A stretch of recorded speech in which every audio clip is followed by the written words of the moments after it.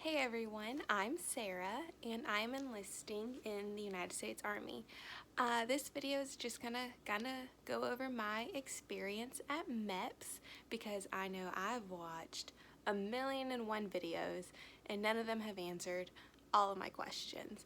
So I just kind of wanted to go over my experience and hopefully it will help your experience be a little bit less stressful. I did go to Shreveport, Louisiana Meps, northern Louisiana. It's about an hour away from where I live, but it's our local Meps station. I broke my Meps visits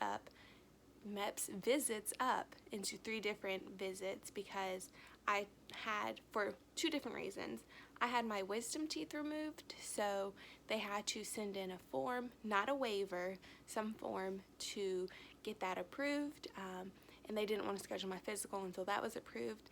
And also I took the DLAB, which is the Defense Language Aptitude Battery Test, to qualify for a linguist job. And you cannot take the ASVAB confirmation test and the TAPAS test on the same day as your DLAB. So I had to break it up over 3 different days. So I went on a Monday to take my confirmation and my TAPAS test. On Thursday, I went and took the DLAB, and Friday, I went for my physical. So I'll just kind of give you a brief about each of those days and then move on to the meat of it and show you the different exercises that we had to do while we were at Meps.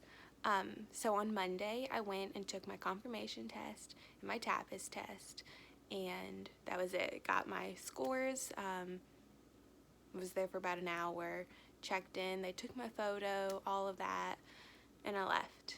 On Thursday, I was going for my DLAB and then to the hotel to stay the night before Meps. I drove myself because I had plans the next day in Shreveport, so I just elected to drive myself to Meps and to the hotel and back to Meps the next morning. Just clear that with your recruiter and it should be fine. So on Thursday, I got to Meps around 2, checked in, took the DLAB, that took about an hour and a half, and got my scores then and there, left, and I drove to the hotel. So our hotel is about 10 minutes from the Meps Center, and I walked in and the lady at the front desk directed me to the CSM, I think that's what it was called, lounge, Freedom Lounge, where we checked in for Meps. And there was a lady there and we signed in, and a couple other guys showed up, and we watched a video on our conduct that was expected from us while we were staying at the hotel, and all the rules that were in place, like no drinking, no drugs, no going into someone else's room, no having any kind of relations of any kind with anyone of the same sex or the opposite sex, whatever floats your boat, none of that. And then that was around 3:30 or so. So then we had all this free time until dinner at 5. So I went to the gym to go run, and then went to dinner. And dinner, the hotel served us. We just had to give them our little meal ticket that they gave us. And there weren't any girls there yet. There were about 15 guys, so I sat with the guys and we talked about what jobs we were choosing, what branch we were going into, and then I went back to the gym because I was worried about my weight, so went back, worked out a little bit more, and then I went up to my room around 6:30, I guess, and my roommate was there. So we talked for a minute, introduced ourselves, I took a shower, laid around, and then at 8:30 we had a mandatory meeting for anyone that it was their first time going to Meps. So we went downstairs, watched a video about what to expect from our Meps physical. And then it was lights out at 10 o'clock, so you had to be in your room. No one came by and checked, but had they seen you like roaming around in the hall, probably would have gotten in trouble for that. You could hang out around the hotel, like up until that time, hang out at the gym. We weren't allowed to go swimming, but you could hang out in that lounge, but there wasn't really anything to do in that lounge, just sit. So no one was in there. And so by 9:30, I was in bed. Me and my roommate were like, let's just go to bed. But for the hotel, like, you don't want to overpack because you have to take all that stuff with you to Meps. Unless you're driving, I got to leave my bag in my car. But you just want to bring, gym clothes if you want to go work out, and one set of clothes for the next day, jeans, a t-shirt, a nice shirt, whatever you want, because if you're swearing in, you want to be dressed kind of nice. But if you wanted to wear sweatpants, you could wear sweatpants. The only real requirements were you had to wear closed-toed shoes. I was told by my recruiters that you have to wear socks. I don't know if that's true or not, but I wore socks and tennis shoes anyways. No holes in your jeans, no sagging, otherwise Meps will make a makeshift belt for you. There is a guy who had to wear a USB cord tied around his waist because his pants were too loose. So don't get caught sagging. And then we also, we weren't allowed to wear shorts, I think, but it's cold in there. But other than that, there weren't any real rules, no offensive writing or anything on your clothes. And if you wore, this is the South, so if you wore cowboy boots, you did have to take those off to go through security at Meps because there's metal in the toe. But yeah, so your pajamas, some gym clothes, and a change of clothes. That's all you need. Don't overpack.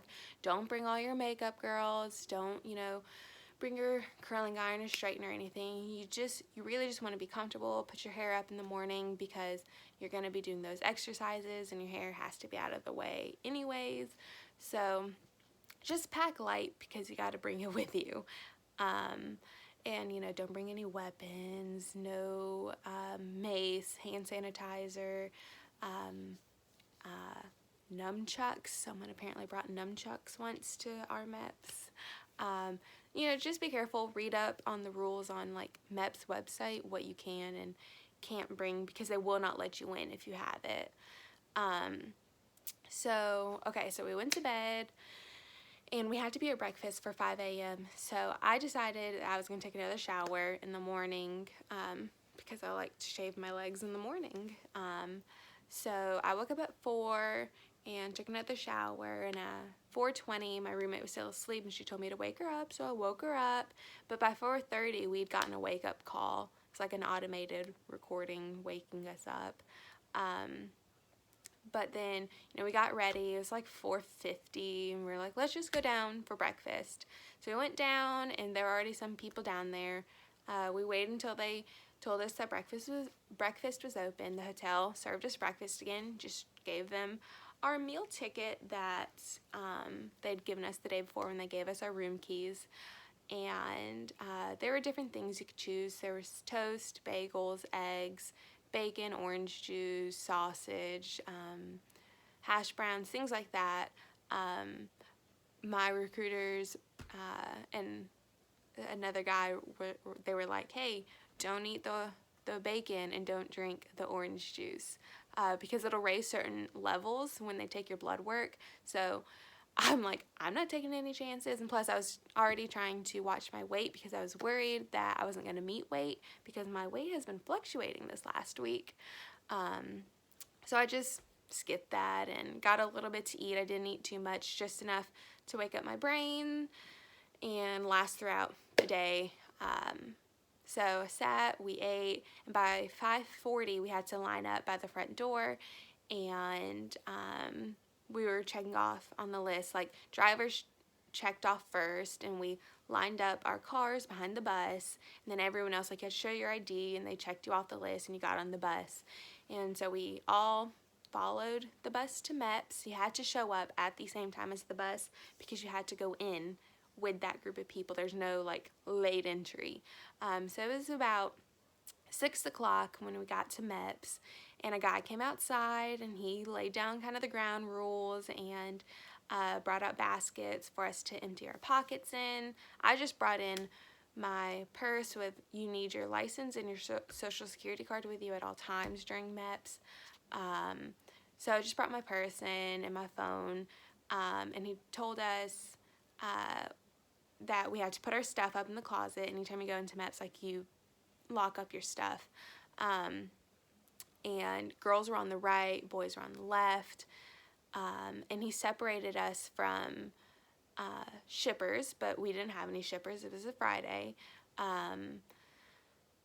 Inspects and then full physicals. There were a lot of inspects, and there maybe a group of like 40 of us. We're a smaller town.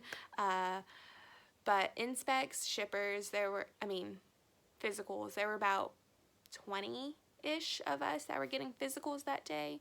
And there were 7 girls at the beginning.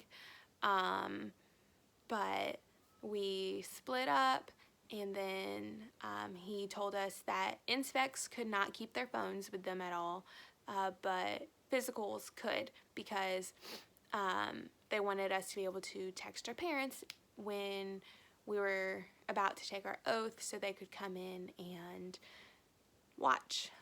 But during our medical screenings, we were not allowed to have our phones. We had to give them when we got our blood pressure taken, and we didn't get them back until after our physicals were done. Your liaison took them.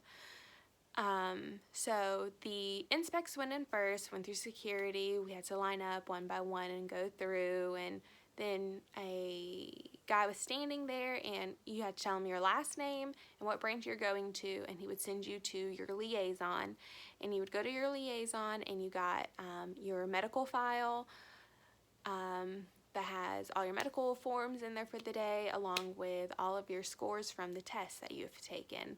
This is the file that will follow you. It's like a permanent record. It's the file that will follow you throughout your military career.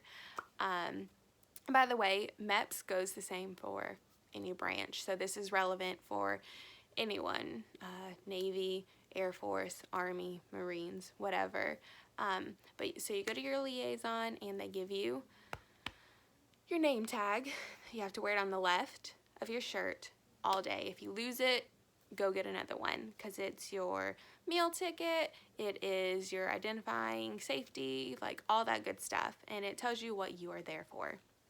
So don't lose it. If you lose it, go get another one. So then we got that. We had to go to a waiting room. And this is where I want to tell you, my Meps experience was awesome. I don't have any complaints about anything that happened that day. I hear all these horror stories about Meps, and mine is not a horror story. Shreveport Meps was awesome. So if anyone from Shreveport Meps ever watches this, just thanks for making that day, a good day, for not stressing us out any more than, we already were, and just, being kind human beings. Especially our nurse, Miss Felicia. She was amazing. She deserves a raise. She was awesome. Shreveport Meps, really, they have it together. They know what they're doing, and I'm really thankful to be able to share a good Meps experience, because they're not all bad. And I get bigger Meps in places like Dallas or Miami, Tampa, New York. They're going to be different. People are going to be a little less polite and things like that, because it is bigger. They're seeing more people, but just show them kindness, and they'll show you kindness back. So you always hear it's a bunch of hurry up, sit down, and wait. Meps wasn't like that for us. Like, we got our stuff, and we had to go sit for all of 2 minutes in a room with a really good movie on TV. I don't remember what it was. And they're like, all right, let's go into this other room, you guys. And so we filed out into the main waiting room of Meps, where he assigned us a seat while we had to do our physical check in with Meps. like give them our fingerprints, and then they're like, okay, go ahead and go to medical. So you walk to the next room and you check in with medical, and sorry, I have notes. I'm a note taker. I have a history degree, so it's in my blood. So we checked in at medical, and they sent us into a room with desks with they gave us like some medical release, not medical release forms, but like saying like, we're signing these papers, this is our medical stuff, like, it's cool. And then I had to read this like laminated sheet while we waited for everyone to come in, talking about fraudulent enlistment, things like that. And then a master sergeant from the Army came in. I can't remember her name, but she was really funny. I came in and gave us this PowerPoint. The PowerPoint just kind of went over, those basic things that everyone is going to tell you about fraudulent enlistment, how if you are signing up with a prior injury or under false circumstances, that you will be fined, you will go to jail, you will lose your job, all these things. Don't lie. Like, tell your recruiter the truth. Tell your recruiter everything, and they will tell you what you need to tell Meps. Like, it's fine, no big deal. Don't worry about that. And then went over sexual harassment, how there is a zero tolerance policy for it in the military, and that includes at Meps that day. You will not enlist, like, even if you make like an offhand like remark, like, they will not let you enlist if you say something. Like, do not mar your military career by doing something stupid at the hotel or making some sort of dumb comment or anything at Meps. Like, don't make a joke, nothing. Like, because, yeah, they're really nice, but they take that seriously in the military, so don't screw yourself over from the beginning. They went over, like, if the building caught on fire, if there was an attack, like, what do we do? And they went over, like, how the day was going to go, like, you do this, this, this, this, this. They told us about lunch. Panera Bread was providing lunch. I love Panera Bread, but I didn't... Ooh! Sorry. I love Panera Bread, but I left before lunch because I was not enlisting that day. My brother is coming to enlist me. He is a captain in the JAG Corps, so he's coming down from Fort Bragg to give me my oath in 2 weeks. So that wasn't the plan for me on Friday when I went to Meps. So they also told us that there were games and things that we could play, like, while we waited. I never saw any games, but there was not enough time to play any games because they were moving us along. Like, they were quick, they were efficient. It was a Friday. They were ready to go home. But, I mean, I had fun sitting talking with everybody. So, after that, they separated the females. At this point, I remember I said there were 7, now there's only 5. I don't know what happened. My roommate was no longer with us. When we'd walked through security, the guy was like, oh, you're not on our list. But she's like, well, I should be. And she went to the liaison and checked in, and I never saw her after that. So I don't know if she didn't get to finish that day because she wasn't on the list for some reason or what. And then there was another girl who was going into the reserves in the Army, who was also from Natchitoches, who I don't know what happened to her either. She was gone too. So there were just 5 of us. There was me, I was the only one joining the Army, 2 girls that were joining the Air Force. One was 18 years old. I'm 26. One was 18. She was 29. And then there was a lady joining the Navy who was 28, and a girl lady joining the National Guard who's 19. And for those of you who don't know, National Guard and Army are different. National Guard does go to Army basic training, but it's not an active duty status. Well, it might be considered an active duty status, but you are not... you don't have permanent duty stations for like 2-3 years at a time. Like, you go home and you work on the weekends, something like that. You go like 1 week in a month, and instead of like Army, we just, we give our oath and we swear in to our country, where the National Guard swears into the state and the governor becomes their boss. And they're activated on a state level, where active duty Army and Army Reserves are activated by the national government. I'm going active duty Army.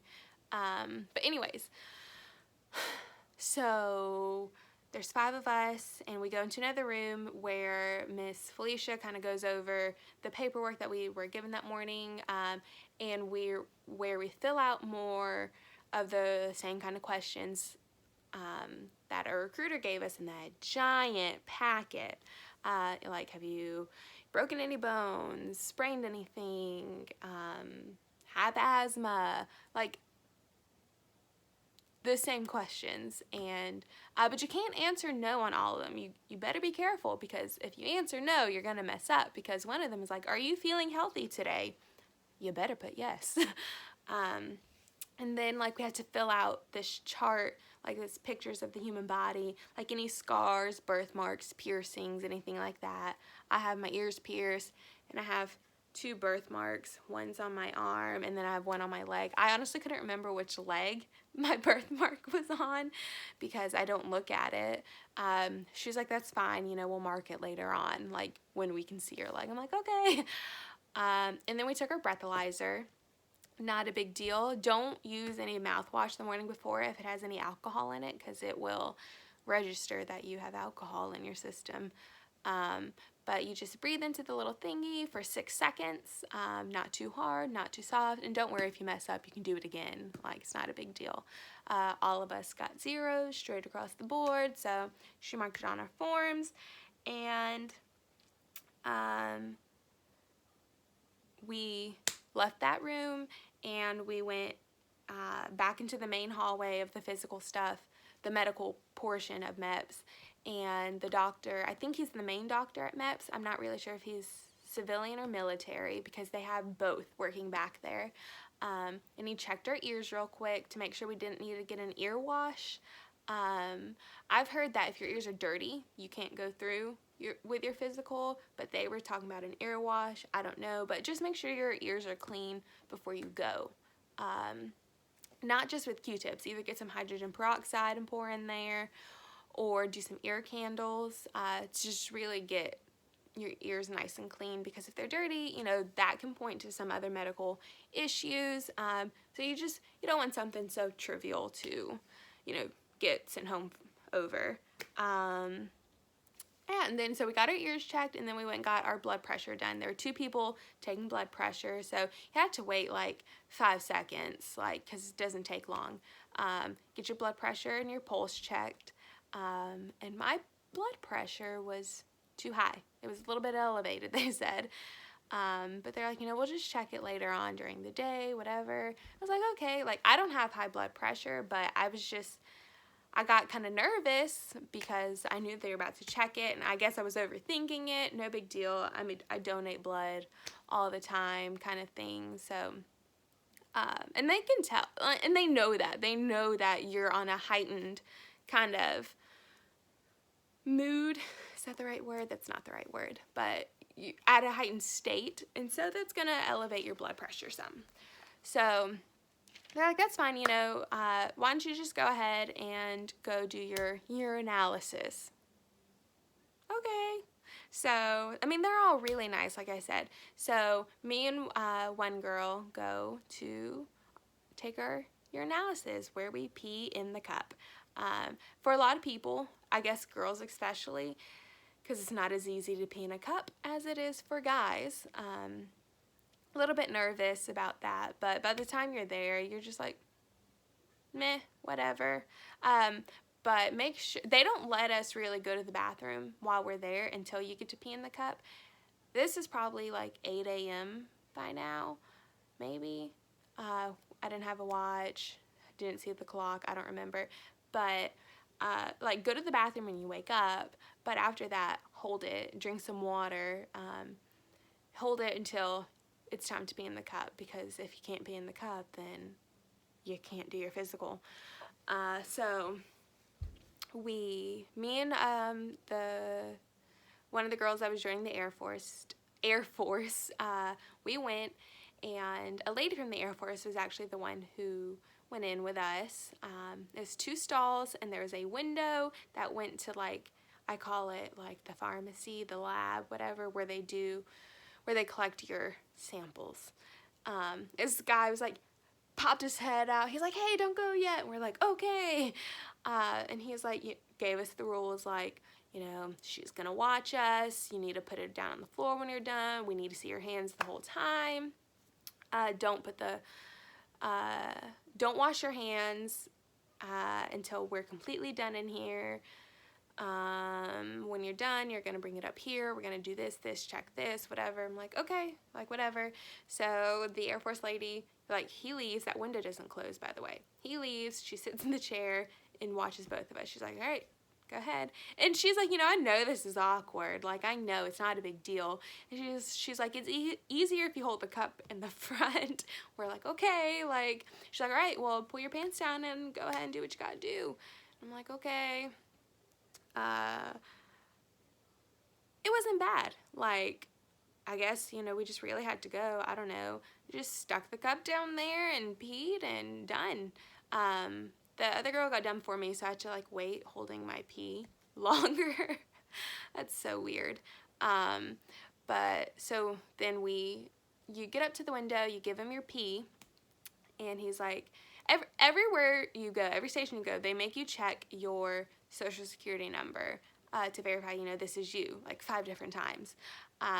So he's like, you know, is this your social that's on this cup? Is this your social that's on this label? Is this your social here? And we're like, yeah, you know, you have to initial something, and you're using this pen with your pee hand that you didn't get to wash yet.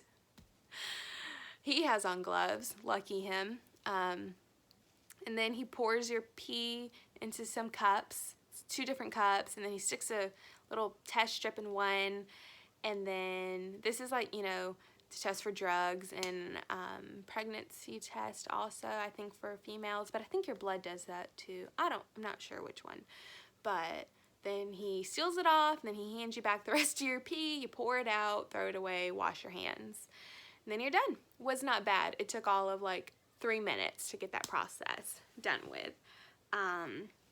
And so then we go back out, and we sit in the hallway in some chairs for a couple minutes. We're just talking, and we went and... Oh, I went to the doctor, the interview doctor lady, where you go in the room, and they ask you about, you know, your drug use, your alcohol use, and I've heard people they're like, have you ever, like super, like, interrogating them almost, and people started admitting things that they didn't write on their forms because they got nervous. No, this lady was like, have you ever done drugs? Have you ever used street drugs? Do you abuse alcohol? I'm like, no.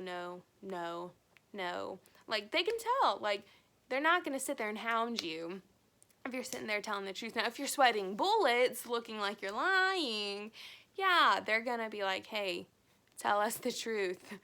But it wasn't a big deal, and she asked about any hospital stays, any surgeries, told her I had my wisdom teeth cut out, not a big deal. She wrote it down on the chart, but my recruiter had already sent in my paperwork for that. So be honest, again, be honest with your recruiters, so they will get all of the background stuff done before you even get there. It's not a big deal. There are waivers for things like if you had your tonsils out, you know, things like that. Like, it's fine. Tell your recruiters, I'm saying recruiters, your recruiters, tell them the truth. So then, she took my blood pressure again. It was still a little elevated, and she's like, okay, we'll check it one more time, you know, just calm down, go to your happy place. I'm like, okay, I can do that. It's fine. Yeah, whatever. So she sends me back out, and, like, she signed off, like, you know, and she asked about, like, any psychiatric visits, suspended from school, things like that. No. Answer no to everything. She signed off that I was fine. So I went out back to the hallway, and they're like, okay, so what have you guys done? What do you need to do? And I was like, oh, I needed to do, you know, vision, hearing, and my blood test still. And they're like, okay. So went to the vision room, and Miss Felicia was in there, and we did the little circle test first, where it's colors, like different shades of like greens and yellows and blues or whatever, and there's a number within those colors to test your color blindness. She just flips through and you just read off the numbers.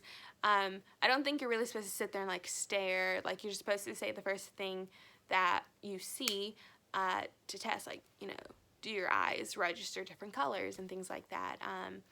Certain jobs, you know, you have to have, it's okay if you don't get them right, because you can still join the Army. There are just certain jobs that you can't do. It's not a big deal. And she marks on there, you know, if you missed any. And I actually didn't miss any. I was surprised, because one of them I was like, wait, was that a 3 or was that an 8 kind of thing? Like, not a big deal. And then we did our vision test, where, you know, it's like when you go to the DMV and they test your vision, or the eye doctor. I've never been to the eye doctor. You stick your head in, and when your forehead hits it, it turns it on. Test your near and your far vision, near and distant, whatever. And I was like trying to like read the teeny tiny line, and I couldn't. She's like, go up to this line. And so then I thought I had 20/20 vision. I've never had any vision problems. They ask you, like, do you wear glasses, contacts, or anything? Make sure you take those with you if you do wear them. I don't. Obviously never been to the eye doctor, but she marked that I had like 2017 and 2015 near and far vision. I don't know if that's bad or good. I need to research some vision stuff because I don't know. But she said I passed, so it was fine. So I went back out and started talking to the girl that was joining the Navy, and she's, you know, telling me that she was married and has kids and all that, and then went in for my hearing test, and that was in its own room, and it had kind of a soundproof box in it that we went in. There were 4 stools. There were 4 of us in there, 3 joining the Air Force, and then me as 2 guys, the girl joining the Air Force and me. And she's like, you know, press the button when you think you hear the sound. She's like, there's gonna be, it could be 1 beep or it could be a sequence. If it's beep, beep, beep, don't hit your button 3 times, just hit it once. And she said don't hold the button down, because that's gonna trigger the machine, make it go crazy. And that when the test is over, it doesn't tell you when the test is over, it just goes quiet. So just sit there and wait until she opens the door when everyone's finished. We're like, okay. So she closes the door and the test starts. And mine was my left ear, then my right ear. And I've always heard that just press the button even if you think you hear something, or just constantly press it. I was not going to do that, because I don't see how that could benefit you at all, because they're gonna know that you're just sitting there pressing it. Like, so if you're pressing it off, you're not gonna actually press it when the beep comes. That's just my opinion. I don't know. So I just pressed it when I thought I heard something. It was so funny. Like, if anyone, like, I would like lean to the left and like close my left eye to try and listen on that side better. But like some of them were more obvious sounding than others. Then it was over and you felt like you were going crazy, because it was really quiet and you were just sitting there for a few minutes. And she opens the door and she's like, hey, hang up your headphones, put up your thing. And we walk out and she's like, right, you all passed. We're like, awesome. And she wrote down on our paperwork our numbers, whatever. And then we went back out and they're like, okay, what do you need done? And I was like, oh, my blood. I haven't had that drawn yet. And they're like, okay. So went, and the main doctor guy was back there. And he's like, all right, they ask you, like, have you donated blood before? Do you pass out when you donate blood? Have you eaten today? You know, basic questions, like, yeah, you know, I've donated, I've gotten blood drawn, all these things, whatever. So he pricked me in my right arm. He like cleaned it, pricked me. It was super fast. It didn't even hurt. Like, he was very good at his job. Pricked it, filled up the vial. It's like literally like this much blood. it's not a lot. We put the Band-Aid on. He's like, all right, keep that on there for 15 minutes. You're good to go. I'm like, okay. And so I walked out and they're like, okay, go to that room. You're going to go have your neuro balance. I don't remember the word, but where you do your exercises, like the duck walk and stuff. And so we go in there and we're waiting on everyone. There's some comfy couches. We sat on those. And I had to go to the bathroom. And so I like whispered, I was like, I have to go to the bathroom. And Nurse Felicia in the other room, she's like, oh, go ahead, go right there. I'm like, how'd you hear that? She's like supersonic hearing. So, you know, don't whisper at Meps, they'll hear you. So then we went into the room and she's like, okay, go ahead and get undressed. I'll be right back. So ladies, get undressed. Make sure that you're wearing a regular bra, an everyday bra, no sports bras, no bandeaus, anything, just a regular bra and regular panties. Make sure that you're not wearing a thong. Make sure they cover what they need to cover.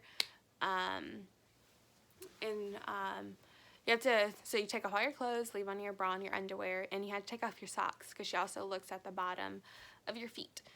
So we're in there, and she's like, she comes back a few minutes later. We're all like, all of us had admitted, like, we were a little bit nervous, but not that nervous about getting naked, because by that point, you're just like, okay, let's go.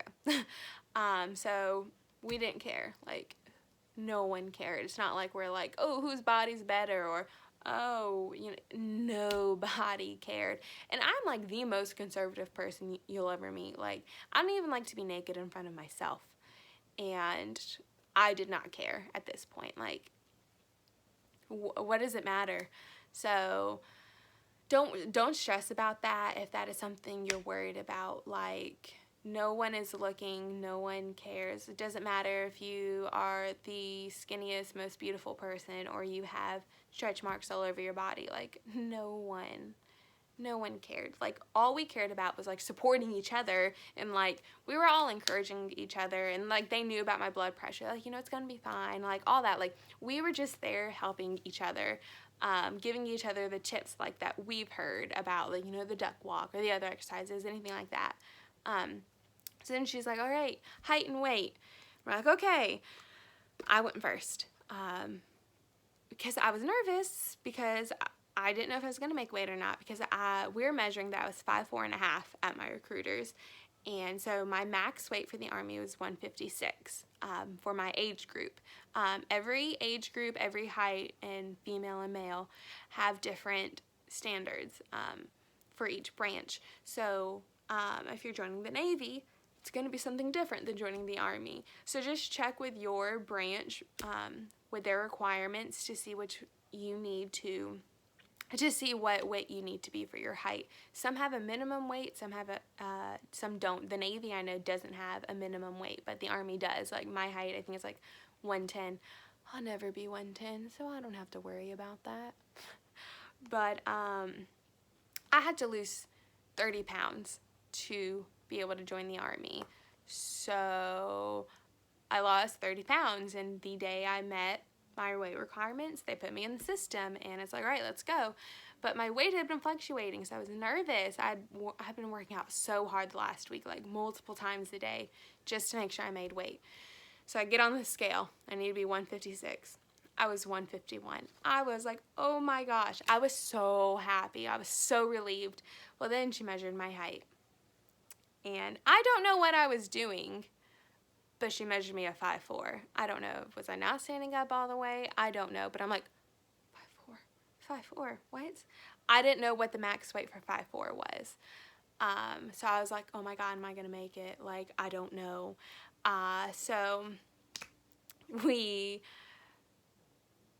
everyone got weighed in height, and then she just calls out your name, and it's like, Sarah, Army, 26, minimum weight, maximum weight.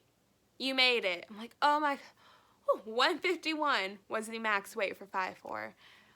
Oh, thank goodness gracious. But then I remeasured my height. It was 5'4.5". I don't know what I was doing, but the Army says I'm 5'4", so I am 5'4", and I better not be over 151. But if you don't make weight, they will measure you, but we all made weight, so no one got taped. And I don't know if all branches let you get taped. Like, I feel like the Air Force, and I think I read that you can't get taped, but I don't know. Let me not say that. But they will tape you and do your measurements that way, and if you make your measurements that way, then you're good to go too. So then we had to do our exercises. So I'm going to demonstrate those for you. Remember, you're in your bra and your underwear. There were only 5 of us, but she watches us one by one. Certain exercises, you had to wait, and she came in front of you, and you did it. But I have them written down in my notebook, so let's begin. Okay, so we had to start off we all stood in a straight line, and we had to show her our hands, and she walked by and looked at her hands. One girl had a scar on her hand that wasn't marked down. It wasn't a big deal. They just added it to her chart. She just looked at them. And then we had to move our wrists up and down, side to side, make sure, they worked, all that good stuff. And then had to tighten our fists as tight as we could and let go, and straighten your fingers all the way out. You can't just leave them limp. You gotta really, really do it. And you have to do everything 5 times. And if you were doing it wrong, they would tell you and try and let you correct yourself. And they told you to give your best effort every time you do it. So, some of them may seem silly, but do it. They're for a reason. I don't know the reason for all of them, but just do it. Then we had to do windmills, where we put our arms straight up, and then we just did this. And did it 5 times. And she watched us do it.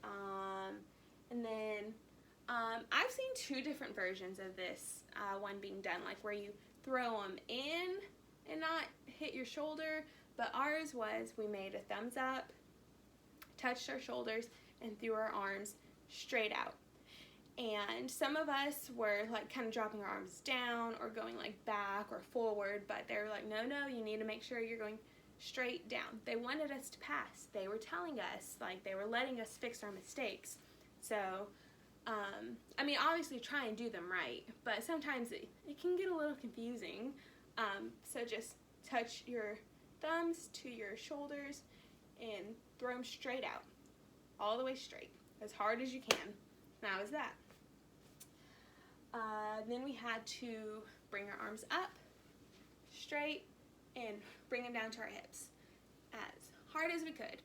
But you couldn't, you don't flop down. Keep your arms straight, and do not slap your hips.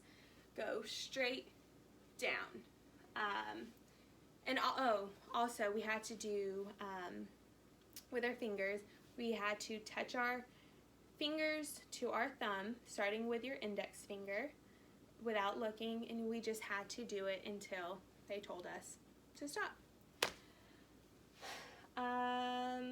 Okay, and then we had to turn around, our backs to her, and stand with one foot up until she walked by, and she was just checking the bottom of your feet. And then we did it to the other one. Check the bottom of our feet. And they told us if you cannot keep your balance, to hold the opposite earlobe. So if I'm holding my left leg and struggling to keep my balance, I'm going to hold my right earlobe.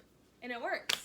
And then, okay, so this one she came one by one for. You put your chin into your chest and bend over, touch your toes.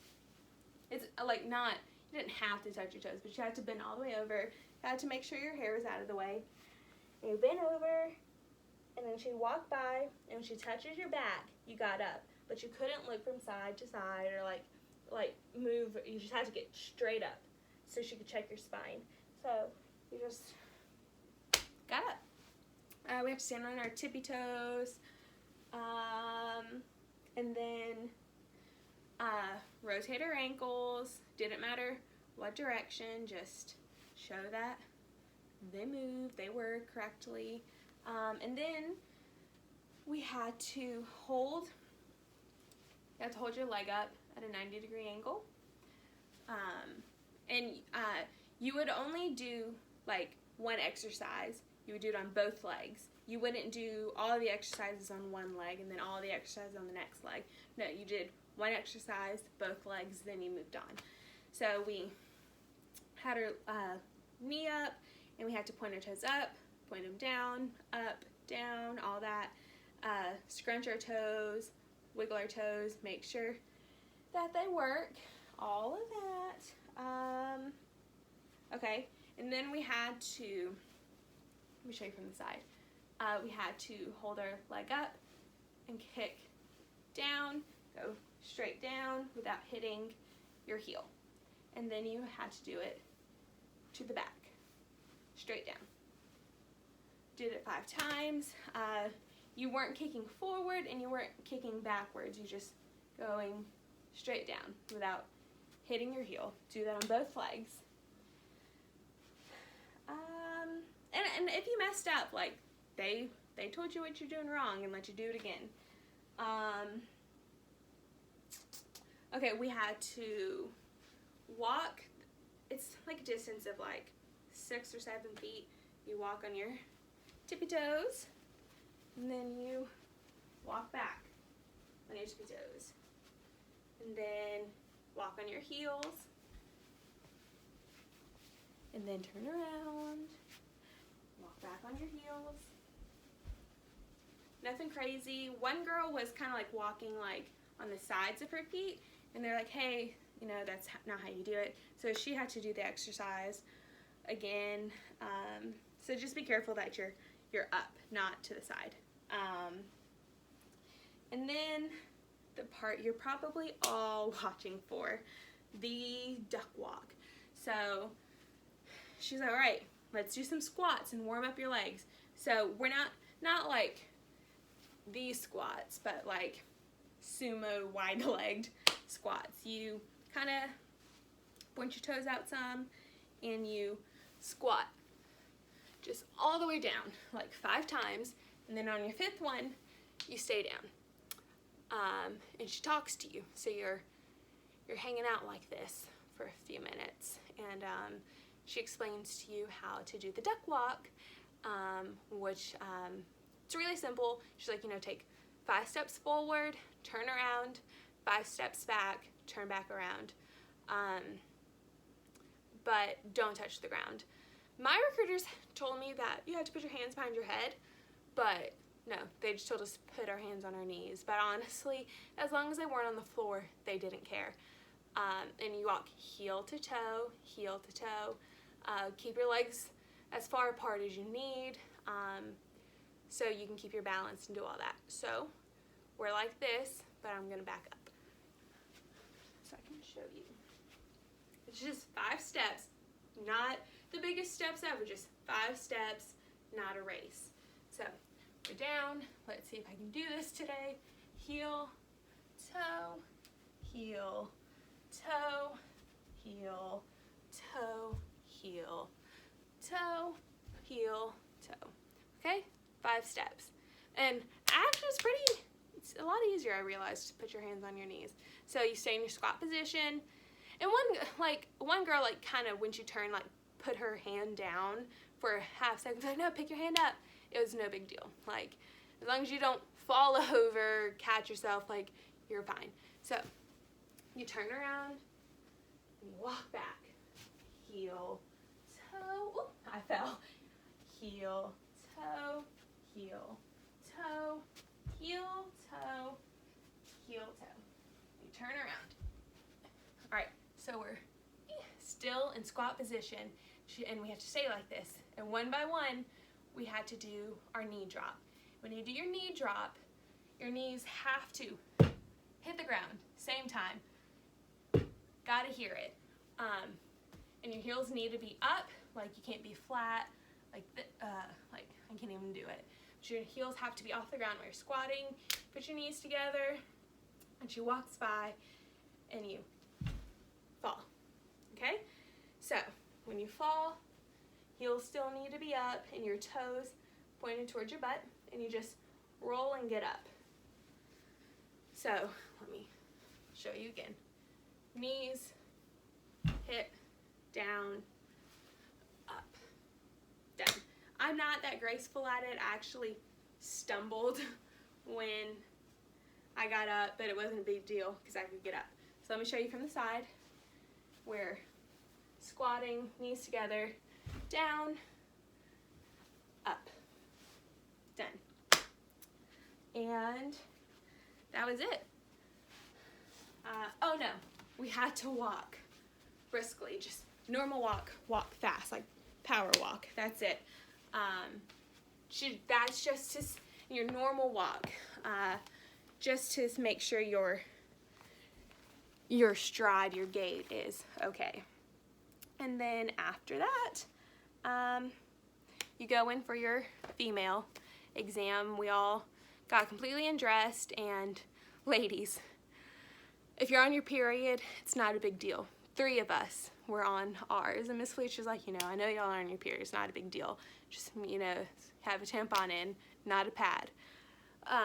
So we go in, and you're in there for less than 5 minutes, and all she does, she checks your eyesight with shining the light, follow her finger, checks your breathing with the stethoscope, checks your ears again, looks at your throat, looks at your teeth, like you have to show her your top, your bottom, and then like the whole, like this thing. And then you do have to get your bottom checked, but it's not that bad. All we had to do was, we were sitting on the table like at a regular doctor's office, and you like lean forward, like you're just sitting. And she walks, looks, done. Half a second. Not a big deal. There was no touching.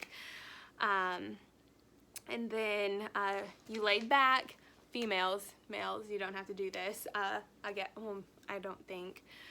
She checks your breasts, just presses around them, make sure there aren't any abnormalities. And then she presses under your arms, make sure there aren't any lumps. And then you scoot down, put your feet in the stirrups, and spread your legs. And she shines a light, and she looks. Literally, 2 seconds, her head is down there. She's like, all right, you're a female, you're good. Literally, that's all she's checking for. Make sure you are the gender that you say you are, and that you do not have any kind of STD, any disease, or a yeast infection. Ladies, you can't join if you have a yeast infection that day.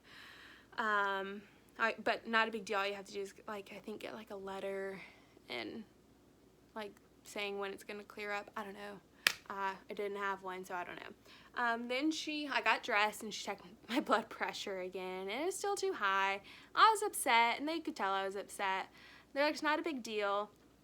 All you gotta do is go to your doctor, and a nurse will take your blood pressure 2 days in a row at the same time, and all she's gotta do is sign off on it, give it to your recruiter, she'll send it back. Not a big deal. You'll have your clearance in 2 days. I'm like, okay. Like, they're like, you passed everything, you're fine. And I think they tell you from station to station if you don't pass. Like, they're not going to get your hopes up all the way to the end of the day. But, so I went out, they gave me the paperwork that I needed to get filled out for my blood pressure. I went to the counselor, let her know what happened. She's like, okay, not a big deal. Told me what to do again. Got my phone, and I left. Checked out, and then I left. It was not a big deal. So I will get my blood pressure checked on Monday and Tuesday by my nurse practitioner, or a nurse practitioner, she's not my nurse, or whoever at the doctor's office. Send it up on Tuesday, and by Thursday I should get my all clear. But I will be enlisting in the Army on September 7th. So that was my Meps experience. I know this is kind of a long video, but I really just wanted to cover everything. And I know I said it all nonchalantly because it is pretty nonchalant. Like, it was a really great experience. There was no yelling. No one got in trouble. They were very nice. They're humans. They're civilians.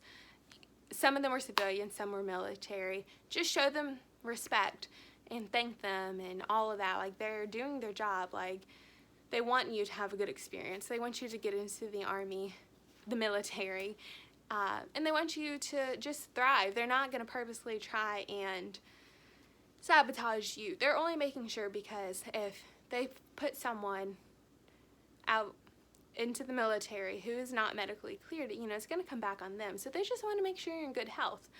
Be honest with your recruiters. They'll tell you what you need to tell them. They'll get any waivers done that you need to get done.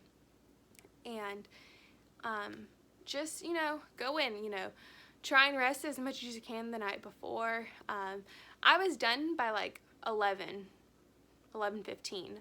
So I got there at 6, so it was about 5 hours. I wasn't there all day long.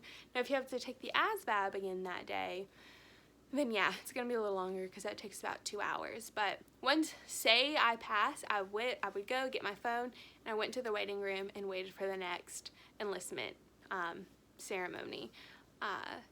But by the time I got done, there were people who had already enlisted. So it's not, you know, hours and hours and hours and hours of nothingness. It's fine. Don't fall asleep. You can't have headphones. But it was a great experience. Don't be worried about it. You'll be fine. I was fine. If I could do the duck walk, you can do the duck walk. But definitely, you know, practice that before you go. But yeah, if you have any questions, or if I missed something, you know, leave a comment, let me know.